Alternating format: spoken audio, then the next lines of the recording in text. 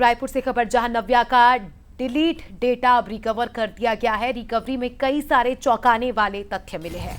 दोबारा अब नव्या को रिमांड पर लिया जाएगा। त्योहारों के बाद पूछताछ होगी। पुलिस सभी फैक्ट्स के आधार पर फिर से जांच करेगी। तो देखिए, रिकवर जो डेटा है वो पुलिस की बहुत मदद कर सकता है इस मामले में कार्रवाई के लिए। नशे के कारोबार से जुड़े कई नाम सामने आ सकते हैं। कौन कौन है जो नव्या मलिक के अलावा, इन छोटे चेहरों के अलावा और बड़े चेहरे कौन कौन से हैं जो इस स्कैंडल में जुड़े हुए हैं, जो पूरे सिंडिकेट में शामिल है। आईजी अमरीश मिश्रा खुद इसकी मॉनिटरिंग कर रहे हैं। बड़ी बात है ये कि एक बहुत बड़ी सफलता इसे माना जाएगा। नव्या मलिक का डिलीट डेटा रिकवर हुआ है, जिसमें कई बड़े नाम, कई बड़े चेहरे, कई बड़े लोगों के कॉन्टैक्ट उजागर होंगे।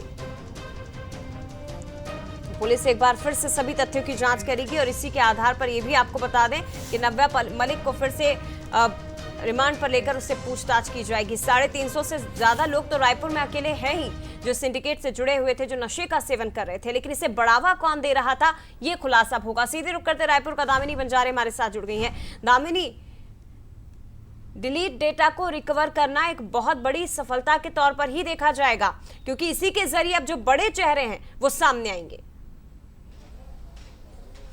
देखिए, आपको बता दें कि नव्या मलिक के फोन से जो डाटा है वो रिकवर कर लिया गया है। हमारे साथ पीसीसी चीफ दीपक बैज है, सीधे उनसे चर्चा करते हैं। उनका क्या कुछ कहना है इस प्रकार की घटना को लेकर, क्या कुछ उनका मानना है, सीधे चर्चा करते हैं। सर, जिस तरीके से नव्या मलिक के खिलाफ एक्शन लिया जा रहा है, लेकिन बड़े अपराधियों के ऊपर जो अब तक एक्शन नहीं लिया जा सका है, आप क्या मान रहे हैं, क्या संरक्षण?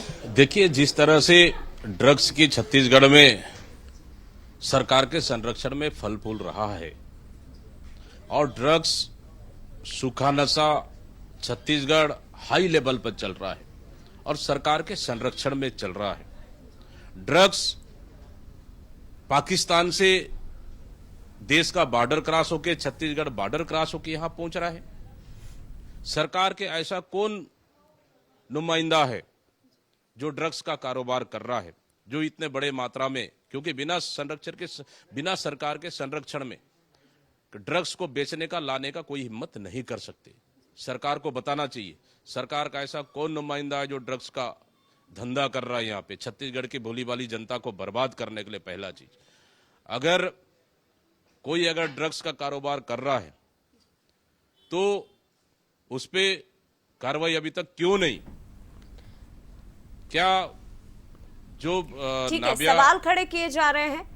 कार्रवाई हालांकि हो रही है, लेकिन क्योंकि कांग्रेस विपक्ष में है तो उनका काम भी है सवाल खड़े करना, और वही कुछ इस वक्त दीपक बैज करते नजर आ रहे हैं। दामिनी, आप बातचीत को आगे बढ़ाते रहिए, लेकिन हम खबरों में आगे बढ़ते। रायपुर से खबर